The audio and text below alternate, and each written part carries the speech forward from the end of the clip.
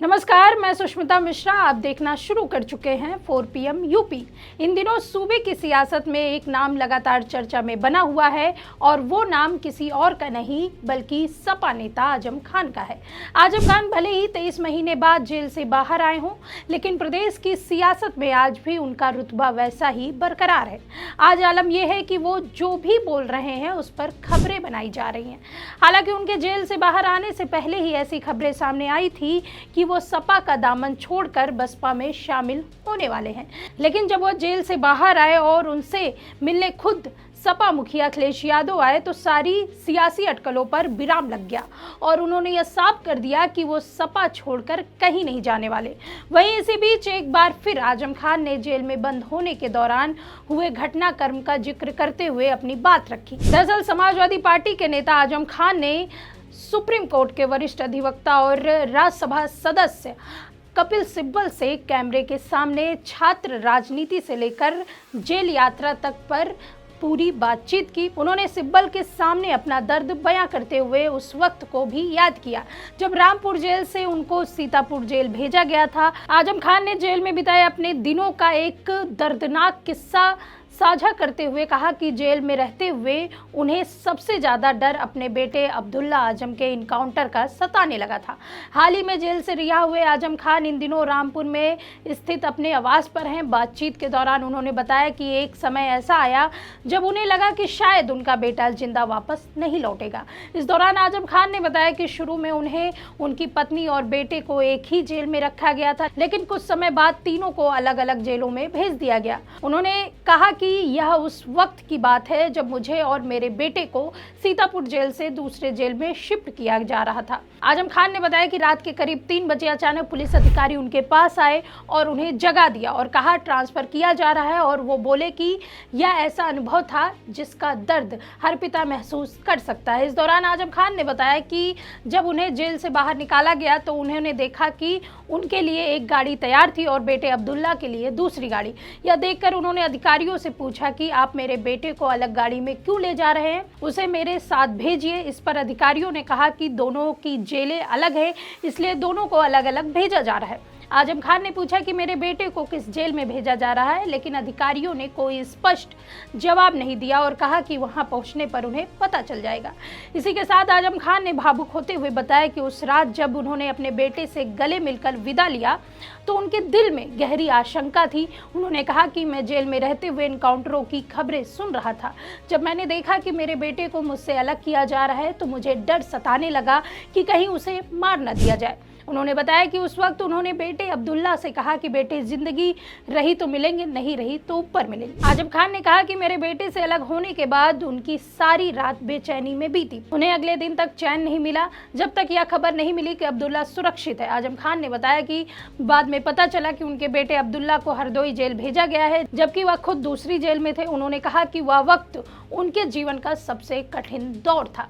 एक पिता के रूप में वह उस दर्द को कभी नहीं भूल सकते। उन्होंने कहा कि मुझे डर था कि अगर मेरे बेटे के साथ कुछ हो गया तो मैं कभी खुद को माफ़ नहीं कर पाऊंगा। उस वक्त बस यही दुआ थी कि मेरा बेटा सही सलामत रहे।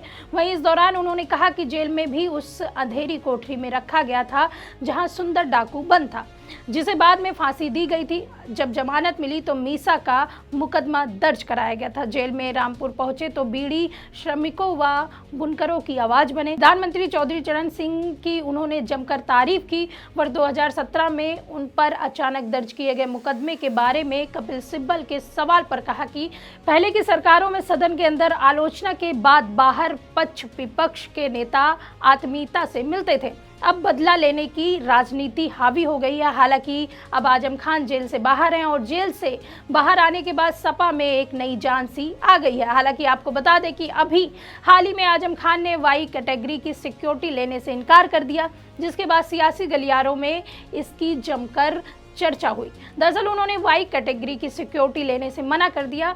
इसके कुछ दिनों बाद उन्होंने जेड कैटेगरी की सिक्योरिटी की मांग की। उन्होंने कहा कि मैं इससे कम पर राजी नहीं हूं। उत्तर प्रदेश के पूर्व मंत्री ने दावा किया कि उनके परिवार के आर्म्स लाइसेंस भी रद्द कर दिए गए हैं। इस दौरान उन्होंने कहा कि उत्तर प्रदेश में राष्ट्रपति शासन के दौरान कांग्रेस द्वारा नियुक्त राज्यपाल मोतीलाल वोरा ने मुझे जेड कैटेगरी की सिक्योरिटी दी थी। जब सपा सत्ता में थी तब भी मुझे यही सुरक्षा मिली थी, लेकिन जब मेरी सुरक्षा घटाकर वाई कैटेगरी की कर दी गई थी और वह भी लिखित में नहीं दिया गया था। आजम खान ने बीजेपी शासन के दौरान अपने और अपने रिश्तेदारों के खिलाफ दर्ज 300 से ज्यादा मामले पर कहा कि मुझे शर्म आ रही है, गुस्सा नहीं। उत्तर प्रदेश सरकार को मेरे कद का लिहाज करना चाहिए था। मैं 9 बार मंत्री, 10 बार विधायक और 1 बार सांसद रह चुका। क्या हम मुर्गियां चुराने वाले या शराब की दुकान से 13,000 रुपए लूटने वाले लोग हैं? अगर उन्हें मुझे फंसाना ही था तो मेरे दर्जे के हिसाब से कुछ चुन सकते थे। अखिलेश यादव के साथ अपने रिश्तों पर आजम खान ने कहा कि जिनके बीच मजबूत रिश्ता होता है उनकी भी कुछ उम्मीदें होती है। शायद मेरी भी कुछ ज़्यादा ही थी या शायद दूसरों को भी। हमें पहले ही चीज़ों को साफ कर देना चाहिए ताकि राई के दाने से शुरू हुई बात पहाड़ तक ना पहुंच जाए। वहीं आपको बता दें कि अखिलेश यादव ने जेल से बाहर आए आजम खान को बड़ी जिम्मेदारी सौंप दी है। दरअसल बिहार विधानसभा चुनाव की तैयारियों के बीच अखिलेश यादव ने आजम खान की बिहार चुनाव में प्रचार की जिम्मेदारी सौंपी है। दरअसल सपा ने बिहार विधानसभा चुनाव के लिए अपने स्टार प्रचारकों की लिस्ट जारी की, जिसमें जेल से बाहर आए वरिष्ठ नेता आजम खान का नाम भी शामिल है। सपा अध्यक्ष अखिलेश यादव ने उन्हें यह बड़ी जिम्मेदारी दी। बिहार में सपा के ये 20 स्टार प्रचारक का महागठबंधन के घटक दलों के लिए प्रचार करेंगे। हालांकि पार्टी ने खुद कोई उम्मीदवार मैदान में नहीं उतारा है। आजम खान, डिंपल यादव समेत 20 नाम सपा द्वारा जारी 20 स्टार प्रचारकों की लिस्ट में पार्टी के प्रमुख चेहरे शामिल हैं। ऐसे में इस बार बिहार विधानसभा चुनाव में आजम खान भी महागठबंधन के लिए प्रचार करेंगे। गौरतलब है कि यह बिहार में मुख्य मुकाबला बीजेपी के नेतृत्व वाले एनडीए और विपक्ष के महागठबंधन के बीच है।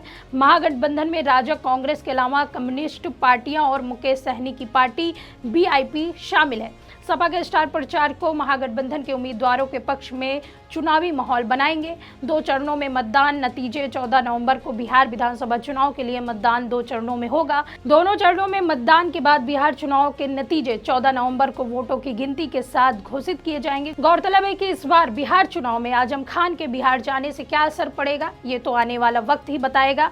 फिलहाल के लिए इस खबर में इतना ही। अगर आपको वीडियो पसंद आई हो तो वीडियो को लाइक करें, कमेंट करें और हमारे चैनल को सब्सक्राइब करना बिल्कुल ना भूलें। मिलते हैं आपसे अगली वीडियो में, तब तक के लिए दीजिए हमें इजाज़त। नमस्कार।